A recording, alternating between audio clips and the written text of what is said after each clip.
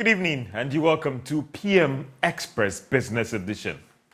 We have turned the corner when it comes to the Ghanaian economy.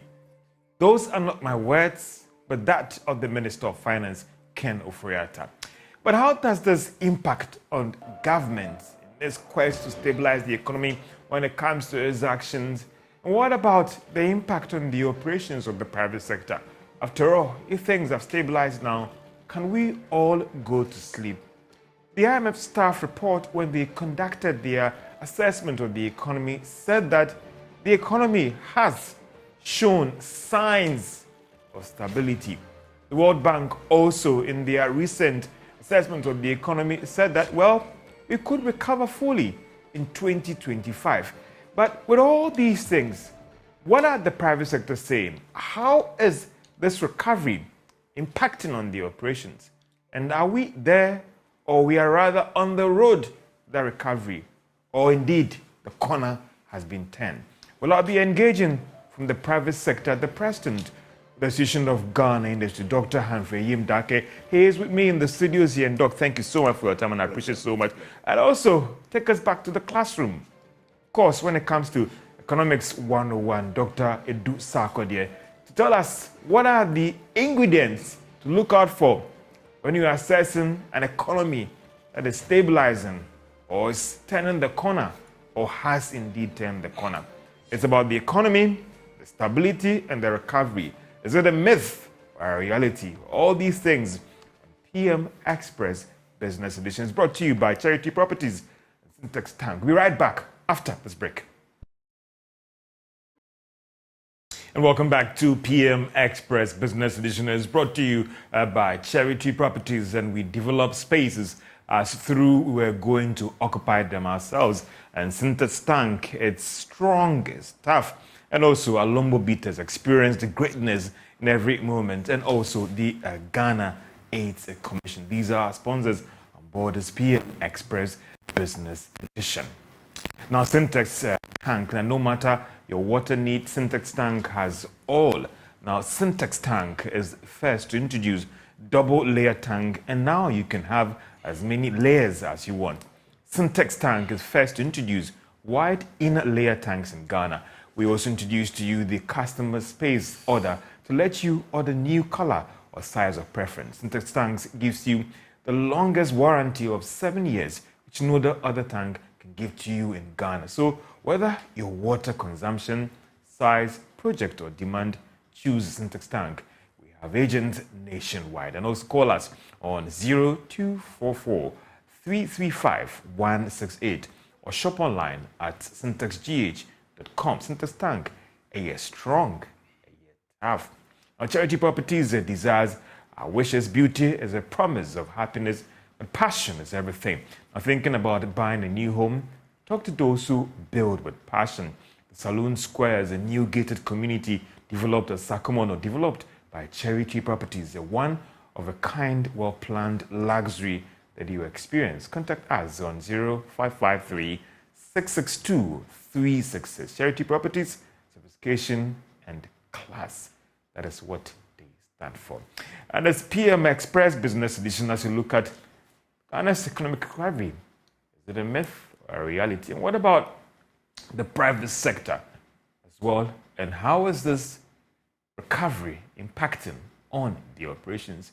Dr. Yimdake is the president of the Association of Ghana Industry. Doc, thank you so much for your time, and I appreciate I had to pull you from somewhere to be here, and I know. Thank you so much for your time. But how are you doing on the personal level in terms of your business? How are things? I mean, with everything that is going on, some are saying that it's an interesting time to be an owner, owning businesses, to pay people, to meet production deadlines and targets and all. How are things? Well, it could be better. From the era of 2017, from the financial reforms, then to the 2019 COVID, and then the follow-up of the Ukrainian war, and then to the existing happenings, one has to be in the mood of remodeling the business concept and strategizing to be adaptable to the environment within the set period as I've just enumerated. So in our personal businesses, our manufacturing has gone through significant impact in terms of downturns in the curve. We produce industrial bags. And so in the manufacturing, we had a significant impact in that space. However, in our logistics line, we see a lot of downturn. And in the recent discussion, we all mentioned how the port had dried up at a stage. We have a fleet, and we had a hard hit. We're still struggling to recover on that space. It'll be a good time to also get your thoughts. The port had dried up, and there have been recent adjustments in rates and all the rest. Again, I'll pin you down at the personal business level before I come to AGI, which you represent. I mean, what do you make of these increases at a time when most of your firms or those who are in your space are struggling? The last thing you want is for an increment in rates and tariffs at the ports. Well, those are the dynamics that comes with a contraction economy, a low productive economy, and services becomes the route through which a number of revenues and levies are collected from businesses. This government of levies coming from the port now are constraining our activities in terms of the business services that we offer within these geographical areas. So they are not pleasing and exciting times to have price adjusted. Nonetheless, one will say we need to each up to the inflation that is on the table, and therefore we cannot charge at this rate because we'll not be competitive and we can't take care of our bills. So it's a chicken and egg situation. When you're on the receiving end, it's not a good time. When you're on the other end receiving or charging those bills, you're looking at it to balance your books. So they're trying to. I'll come back and find out from you what could be the implications of this again, because you are not there for the Christmas. You are borrowing these funds to expand and do business as well. But what about your members as well? What are they telling you in terms of the current state of the economy and how it's impacting on the operations? Well, yesterday per se, we had an opportunity as a group to meet the Minister of Trade. And I said good evening to the Minister. And I was in the Minister's office with about 15 of my members, discussing all manner of impact on the various business and the business. And the Minister was gracious to take copiously notes on each of the concerns as captured. The reflection from the business community, it's that the macroeconomic indicators as the trend are of concern to business community in terms of the direction in which it goes. We're concerned because we are fairly aware that private funds and financing do not thrive in uncertainties. And therefore, if the inflationary rates keep trending as it is, and as at a couple of days ago, the statistician also demonstrated that, yes, the fundamentals are still weak and the inflationary basket is still up on the hill. Once you see such signs, inflation technically is a bad news to any economy. And at that position and that height, that is a real concern to the business community. And as you delve into that inflationary basket, you could see one of the biggest drivers, which is the food basket. And that food basket forms one of the rigidities, or the agriculture space forms one of the rigidities in the inflation target model that we've always engaged the Bank of Ghana on. So once those rigidities are not worked on, if we don't find a way to resolve those bottlenecks, it affects the real sector. And those real sector are technically the space where we generate revenue. The productivity of the real sector is low. And once that productivity of the real sector is low, the output in terms of taxes to government will be low. And once that is low, the deficit will be exposed. And then somebody must pay for the deficit. Then the Bank of Ghana is then forced to pay for the deficit. And once he does that, the cyclical effect, he releases the monetary policy tools, and then it eats up the cost of doing business. And inflation and then other related macroeconomic indicators become challenging. So as I've painted this, and we all know what is happening, per the data as exhibited, it tells you that the business concern is legitimate per the indicators. It means that what I guess the business community is not happy and you want more tough measures to be taken by government. Absolutely. To improve the environment for Absolutely. you. It would be a good time to bring in Dr. Dusa Kodiado. He's a senior lecturer at the University of Ghana Economics Department. And Doc, I appreciate your time so much because at one breath, I want you to walk us through the Economics 101. What are the ingredients that you as an economist looks out for when it comes to an economy that is stabilizing or has stabilized or is turning the corner, if I could use that expression? Well, thanks for having me. I am not a senior lecturer yet. I'm still a lecturer. So when economy has recovered, it means that economy has a sustained economic growth, sustained rate in increase of the economic activities, which is resulting in a reduction in unemployment or creating of jobs. So until you get there, we should not celebrate that we have reached. In fact, we are in an IMF program, and this IMF program is to last for the next 3 years or so.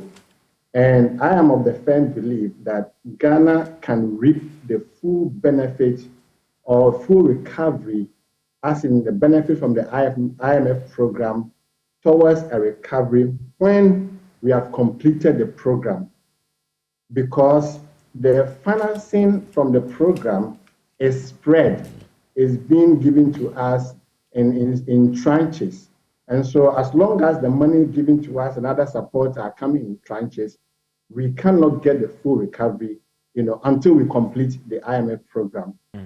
So by now we should be talking about science, and that's exactly the question you're asking me. What are the science? But Doc, I'll come in first in the second, because I just wanted to clear this because of this basic 101 I want you to walk us through. So an economy can be said to have recovered when it has recorded sustained economic growth. Sustained. Where this growth, are you looking at a full year growth or a quarter-on-quarter growth? Yeah, you can look at both, and it should be sustained. So if it is 5%, it should be 5% for a long time, sustained for a long time. In fact, I'm sure our brother in the studio will tell you that business or investors really look at sustained rate other than this fluctuation in the rate. So it's better to have 5% sustained for 6 years, 7 years, 5 years, than having 10% come to 2%, go to 8%, come to 3%. That doesn't augur well for us. So it should be a sustained rate of increase in economic activity. Once you have that for maybe 5 years, then it should translate in job creation. Once your economy is expanding and is able to create jobs, this is what we call a fully recovered economy. And that economy is very strong. Until then, we will only be talking about a journey. Doc, help me. In this your analysis or explaining to us, as taking us in the classroom here, where do we place inflation? Where do we place currency?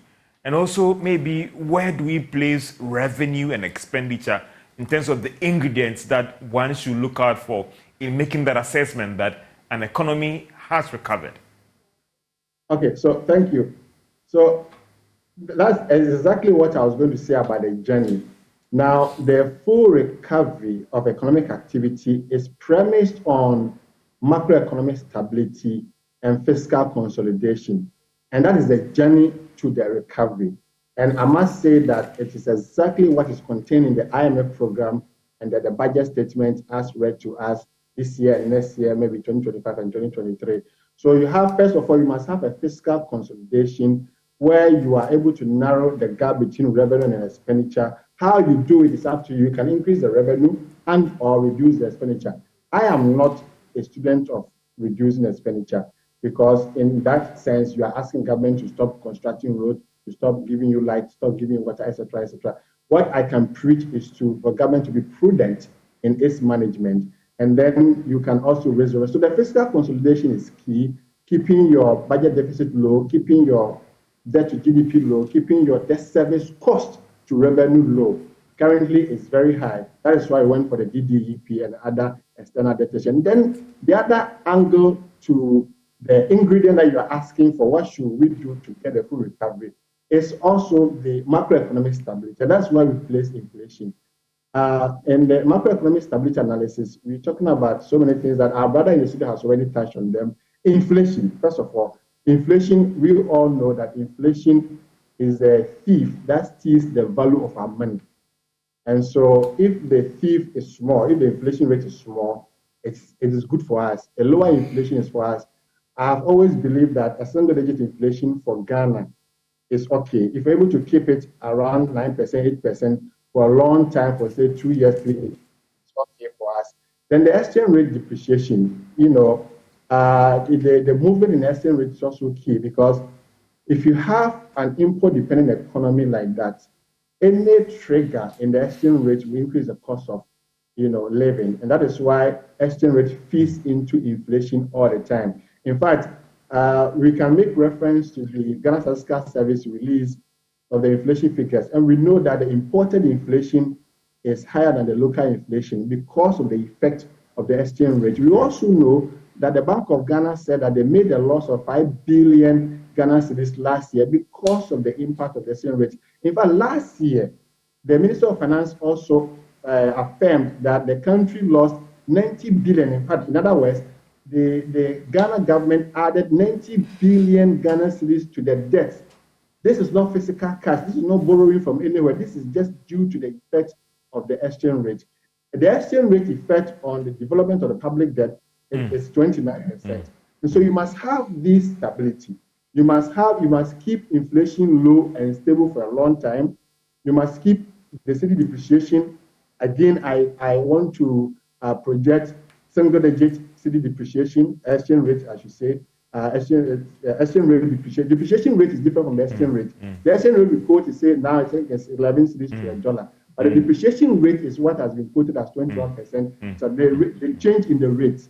And I want to see the change in the rate to be single-digit and sustained for a long time. That is a good ingredient for economic recovery. Then we come to the almighty interest rate, where our brother will be so much interested because they borrow from the commercial banks at that rate to be able to expand their businesses.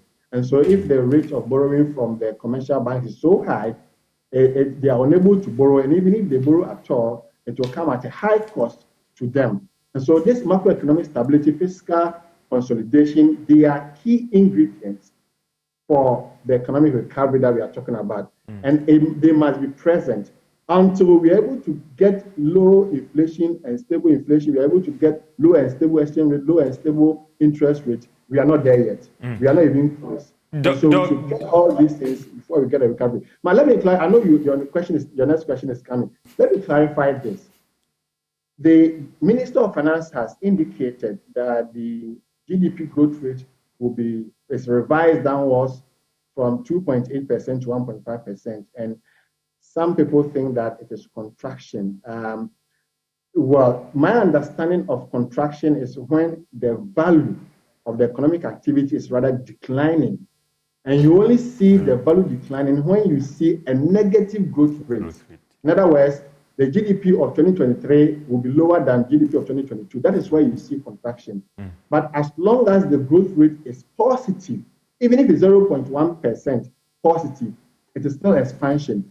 The only difference is that the minister is saying, according to the budget, that the economy will still expand, but not to the extent of the targeted amount. So, Doc, looking at all these, looking at all these indicators, it is clear that the economy has not turned the corner, and that's right, based on these indicators you established. Well, it depends on your reference point, and when I listened to, read the budget, the minister, I think page 7 in his speech, made reference to the ending of 2022, when IMF, we had secured the staff level agreement and we were about entering into the IMF program. So you compare now to the time before the IMF program, some of the variables are showing positive signs, whilst others are still not showing positive signs. A typical example is the depreciation rate, which is showing positive sign. The treasury bill rate is showing positive sign compared to the pre-IMF levels. And then the inflation is showing positive sign, but instead of continuing with the decline path, it has risen again. So inflation has disappointed us. The GDP, overall GDP growth rate is also not showing a positive sign because it's been revised downwards. But the other indicators like the fiscal consolidation, which I am particularly happy, because the fiscal consolidation to me is the starting point. When the fiscals are wrong, almost every variable in the economy will be wrong. But when the fiscals are right, it will rather push other variables to be right. So the fiscal consolidation, I give the government of Ghana 100%. They have done marvelously well. Why? Because according to the IMF document, they are supposed to achieve what they call large fiscal consolidation. This is a big English. Let me break it down. They are supposed to narrow the gap between revenue and expenditure by 5.1 percentage points compared to 2022. So the 2022 figure was 11.8%. So it means that we must reduce 11.8% by 5.1%. That's about 6.7%. And then 75% of that, which is 3.8 percentage points, must be achieved only this year. So the point is, you are supposed to achieve 5.1 reduction, percentage point reduction, which is for 3 years. And out of the 5.1, 3.8 must be achieved this year, which is 75%. And the government is really on course in achieving that. We know the reasons. The DDEP has helped. The reduction in the foreign finance expenditure has helped, etc., etc. So when it comes to the fiscal consolidation, with the help of the bondholders, which the government has acknowledged, has even thanked all the bondholders for at least allowing themselves to go through the debt restructuring. The fiscal consolidation is really on course, and I'm very happy about that. And the next variables, the other ones which are also doing well are the social intervention program. These are good stories that we must tell. The social intervention program has also been acknowledged in the budget and also been acknowledged by the IMF that Ghana has done well when it comes to the social intervention programs. Livelihood empowerment against poverty, I think the grant has been doubled or so from 30 to 60. The capitation grant has been increased. School feeding program, the grant has been increased, etc. The NHIS is doing better. And the other one, which is the trade balance surplus, the excess of export over imports. Ghana has been recording trade balance surplus for the past 5 years, since 2017. It is good, but the story doesn't end there. It's only a means. My problem with that is that we do not own the exports. And I'm giving you a clear example. The crude oil and gold alone, we exported $6.6 billion of gold just last year. And then $5.4 billion of crude oil just last year. Together, it's about $12 billion. Now, $12 billion, only about $2 billion came to the finances of government. We know the reason. We are not involved in the production.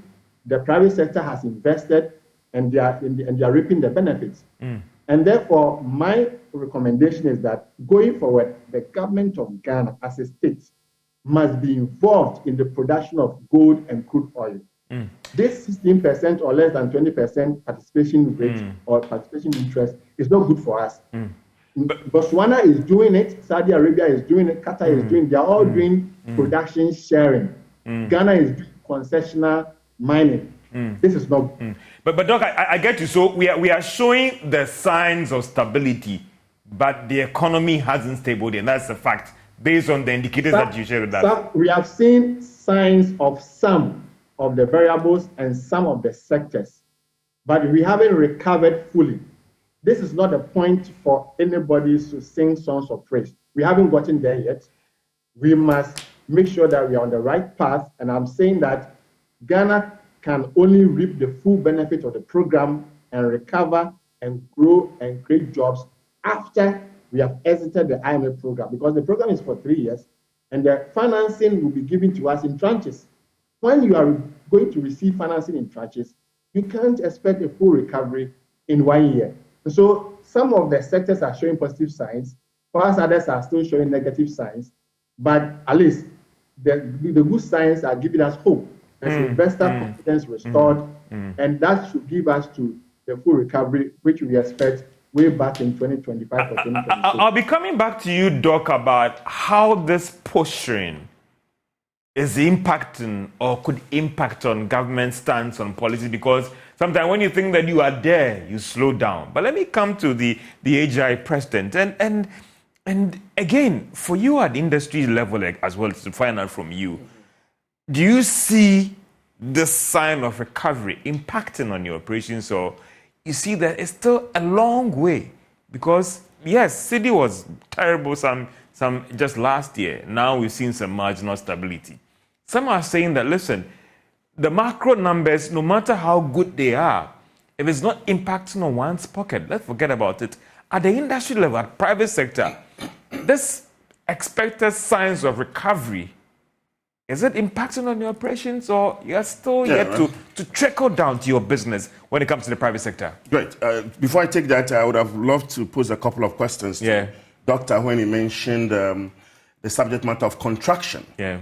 And in the midterm review budget, the first quarter financial target in terms of GDP wasn't met. Yeah. It was about 8.1 and they attained 7.5. And per his definition of contraction, will this first quarter contraction that was demonstrated, does it fit his definition of contraction? Because he wanted to use the value and the GDP. So we need not necessarily over-dramatize the situations.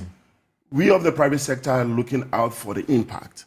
And I give another example. He made mention of the fiscal consolidation. And in the fiscal consolidation in the first quarter, it is believed that government's liquidity position was also a factor in determining the stability that he believes was attained. But if government was struggling to raise significant funding through T-bills, would you attribute that to expenditure controls? Would you attribute that to what do you call rationalization of expenditure? Maybe the argument there was a target to spend X amount, but under the programmed. So you look at the target, you look at the figure. So I seek, since it's coming from an academia position, you need to look at it, and I seek to use that contraction position and the fiscal consolidation position and see what is impacting businesses in terms of cash flow, in terms of purchasing power. All right? And that's why I come back to my question about this so-called recovery. How is that impacting on the operation? And then the element of using taxation as one of the tools to mop up excess liquidity in the system. What is the impact on businesses? One of the significant impact on our businesses today is the degree of taxation. You think it's too much? You think you are being burdened too much with so much taxes? You have been I'm talking about what are your members telling you? What is your business position? In one of the meetings yesterday, and then the colleagues that were in the meeting will testify. One of the beverage companies indicated to the trade minister, we are paying close to 70% of our revenue, of our income as taxes. And that means you are being overtaxed, and that's a fact. So that's your conclusion? No. What do you tell me from the AGI position? Do you think that your members are being overtaxed? Well, you see, because the tax net we keep saying must be expanded. Yeah. But not with the same people, some would say. It appears that the same members of yours who are being taxed. Of course, because the informality section is so huge. And the structural rigidities are not being diluted speedily to absorb those expansion. So it comes back that you are being overtaxed. However, government today has deployed the what you call IT system in the GRA, and the compliance level on those who are being taxed are highly being pursued. They have been set targets and are all over the place, raking in revenue for government. Nonetheless, we are still not meeting the threshold of the sub-region in terms of our tax to GDP.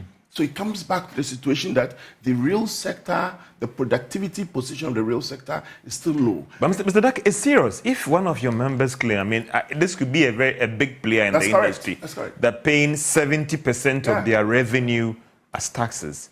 It comes back to the argument about government being lazy, looking at the creme de la creme and targeting for taxes.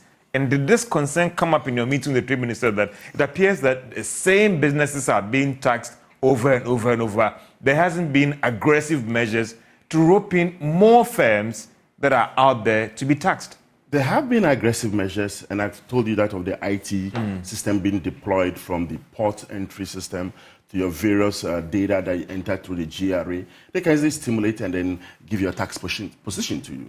And they are really following up, they are deploying members to rake in tax. The difficulty is the size of the informal section. And the other difficulty is the structural rigidities that need specific intervention to liberate the space and create jobs. But that should be the job of the government. Businesses like yours do not care about how rigid the space is. It's the fact that it's the job of the GRA and the fiscal policies to expand the net, however, to lessen the burden on you. We are concerned, and one of the issues we looked at for in the midterm budget review is the intervention government seeks to roll out to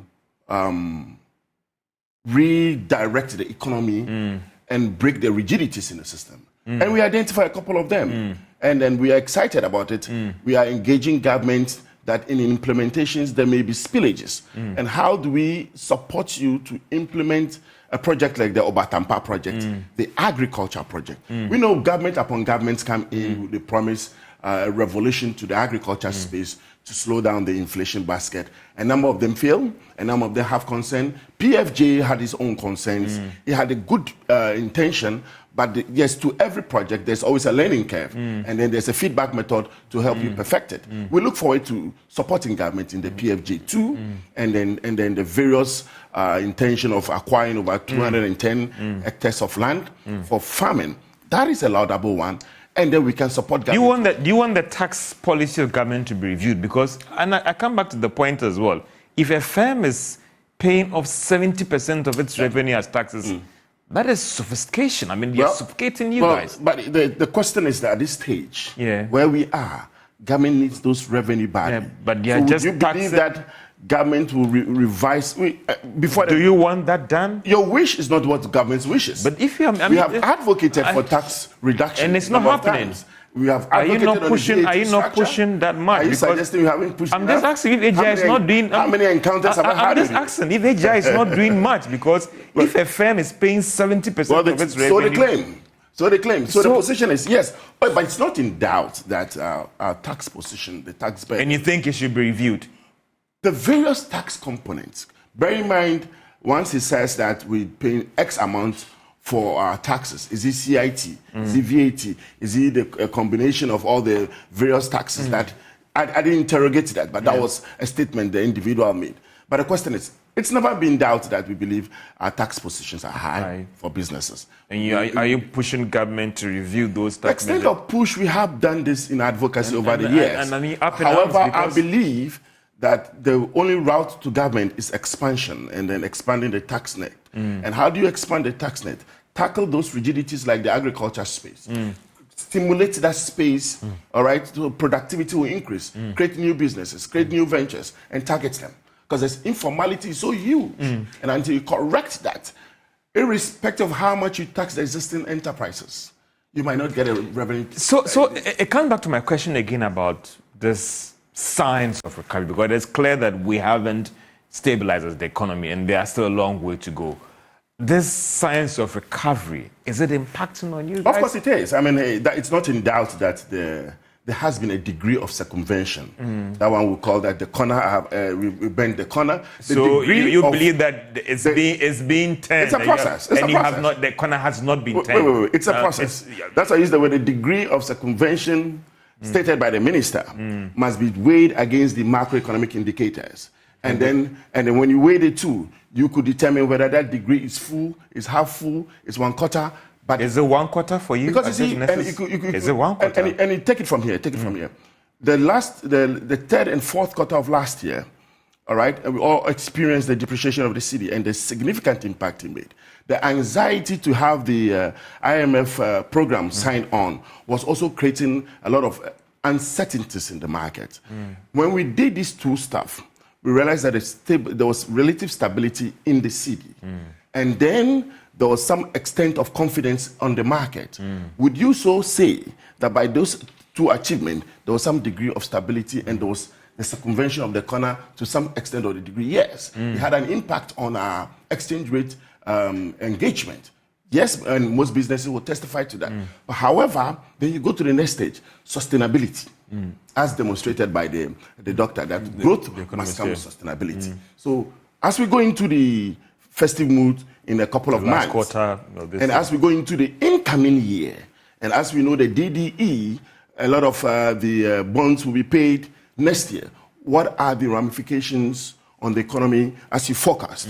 Would that grant us stability into the next year? So those then gives business concern, and that's why I stated that businesses are still having the concern of the macro indicators. Will this trickle the inflation, indices down, or will it go further? So when you look at all those dynamics, we need time to attain. So with respect to this signs of stability that we are seeing, has it now stopped some of you? Because I remember the last quarter or even the first quarter, there were some members who were complaining because of the current pressure and all the rest. They were even looking at slowing down production. Some are even looking at laying off and all the rest. With respect to what we are seeing right now, have we seen that stay their position on some that were willing to cut down production lines? Some were even willing to relocate. Some were even willing to shut down production. Some who were even willing to ask some of their workers to go home. So that when you ask me the personal question about my enterprises, I want to use that to relate it. I told you then what you do is remodeling of your business model or your business concept. You try to be adaptable to these circumstances to survive. In the adaptability concept, you might need to scale down. You might need to readjust. You might not expand at all. It comes with sectorial engagement. Each sector is having this impact in a different way. There are cross-cutting issues when it comes to exchange rate, it comes to utility pricing, it comes to taxation. Those are major cross-cutting issues. So when it comes like that, every sector may have a way of reacting. So I may not say that considering what is happening now, there are layoffs. I believe there are remodeling of business. I'm talking about previous reports that we had from the sector, maybe in Q1 and all the rest. So I'm saying that with respect to these signs of stability that we are seeing, are we seeing some of these firms revise their notes in terms of these drastic measures that they wanted to take in Q1? I recall one company that I don't seek to name, one of the beverage companies that had to shut down one of its lines. And one of the ceramic companies also that had to shut down one of its lines. They laid off a number of people. Would you say that when they laid off the people in first quarter, they've gotten significant stability or concerns to recall those people? I don't think so. Because those are major decisions you take. So those who are in those crisis moments still haven't recovered or revised their decision. It's still a process, still a working process. And between the last quarter of last year and now, it's just about 7-8 months. And I think one will need to see the indices demonstrating stability. And I gave you that of the exchange rate. That aside the relative stability, how do you project it when the pressures... You want the stability to be sustained before you take some of these drastic measures in terms of revising those actions that you wanted to take. Yeah, because you see, when it happens that way, then you look at the market demand. So now when there's some extent of growth, and then there is relative demand of your product, of course, you will figure out how to meet the market demand. So that calls for you, if you've already laid off people, you bring them back. If you shut down a line, you revive the line to meet the demand. However, look at the general dynamics in the market. Do we believe that the import inflation that is coming in as against the domestic, it tells you that a lot of companies have remodeled their business concepts and they are perhaps doing more importation than even production. So at what stage would they retweak it? Probably they want to look into a medium term or short term. I'll come back to you to find out how industries are surviving with respect to the inflation challenge and how it's impacting on pricing as well. But Doc, just in a quick 1 minute before we take a quick break as well, and for you as an economist, are you worried that maybe just a minute and I'll come back again, that this portion about we are there, we are on our way there, we are there, looking at where we are coming from, could affect government in terms of how it's supposed to be aggressive in working to turn things around quickly? Yeah, I believe so. I think that we should be serious and we should be aggressive about how we do things. But I understand where the government is coming from. The posture is to restore confidence. The posture is to send good signal. The posture But is Doc, to some tell. would say that isn't the confidence about the reality on the ground? If I'm singing a different song and what is happening on the ground is different, some would say that serve my choice of words. Who are you fooling?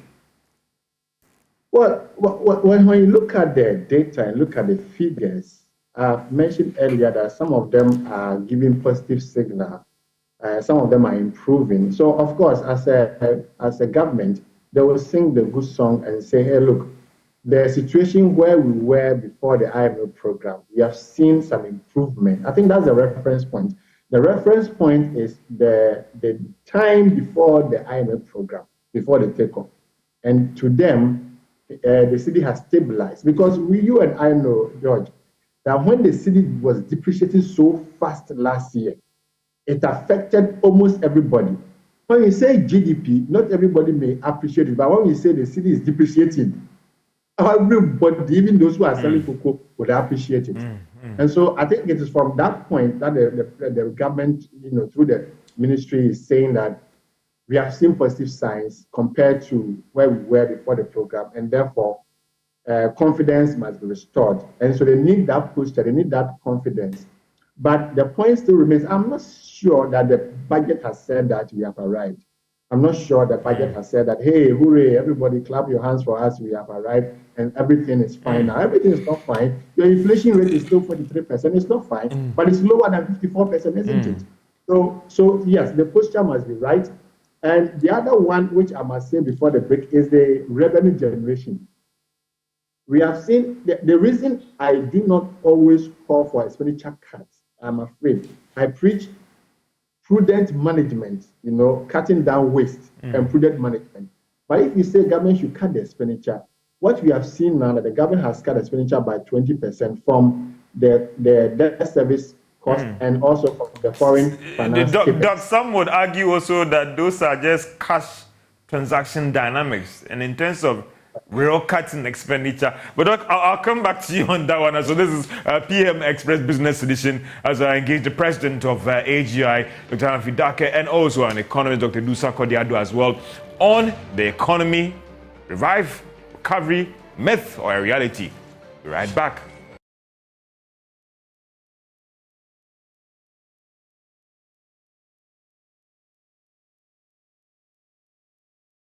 And welcome to PM Express Business Edition. And Doc, as we try and wrap up here, it looks like time is not our best friend, maybe in 2 minutes or 3 minutes. I'll try and take 1 minute's time and then the other one as you try and wrap up. And I know, as an economist as well, monetary development, Bank of Ghana coming in to support government, shouldn't support government, Bank of Ghana expenditure at times and all the rest. As an economist, putting on your monetary economics hat as well, are you worried or as much I do about nothing, or it was needed looking at the time or the challenges that we're going through? In just a minute, Doc, on your remarks on that one. Yes, I think it's a bit of all. I am worried that the central bank is making losses. It's not a good sign. The central bank should always be protected, and we shouldn't have gotten ourselves into this situation.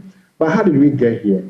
And it comes back to my first submission that if the fiscals are right, almost every other variable in the economy will be right. Because usually it's the fiscal that is driving. In fact, government expenditure affects the economy up to 42%. So whatever the government does affects everything in the economy up to 42%.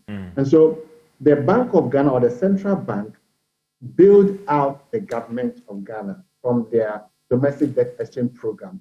And that cost them 48 billion Ghana cedis. Yeah. And then in their report, they are saying that 6 billion cedis was also as a result of the non-recovered loans to the quasi-government institutions. And I think that the Bank of Ghana should come with a list of those quasi-government institutions that contracted loans from them and they have not paid. That up to 6 billion. And the remaining 5 billion is coming from the effect of the exchange rate. So Bank of Ghana actually decided to bail out the government. And I think that the bank is the central bank is the bank of government.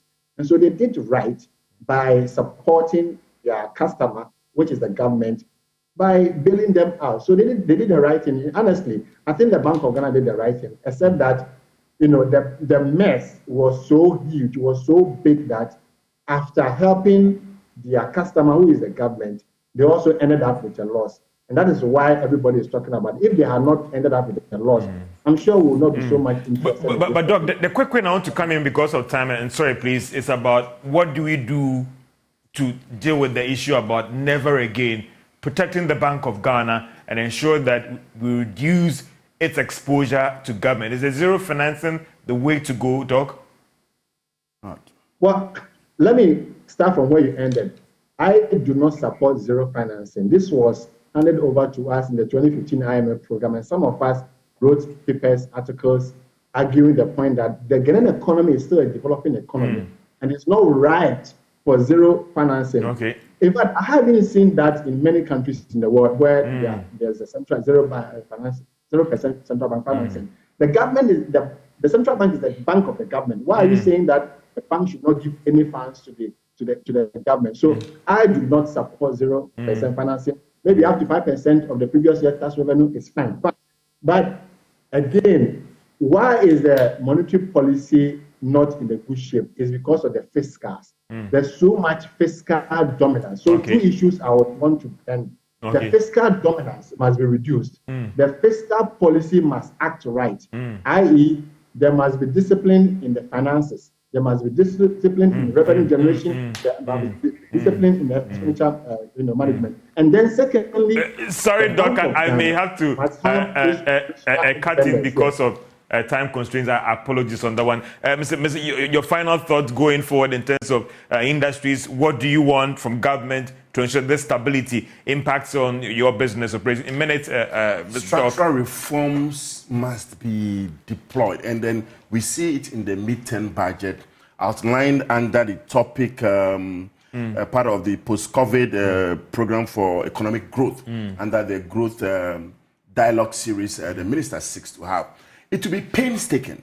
Such reforms will have impact on the citizens and on businesses and socio-political dynamics because of the nature of politics we run. And therefore, that is the only way to make it sustainable. As I mentioned, the physicals can never be right because your structural rigidity creates that buffer, and therefore, we do not generate significant taxation to breach that deficit. So at all times, the Bank of Ghana will be called in. That is why I also not support the zero financing approach of the Bank of Ghana. You also don't. Well, time is not our best friend right now. This is PM Express Business Edition. We're discussing the economic recovery and whether that is a myth or a reality. Another debate. So go on in your homes and offices whether indeed we are recovered, or we have a long way to go. This is PM Express Business Edition. Have a great day.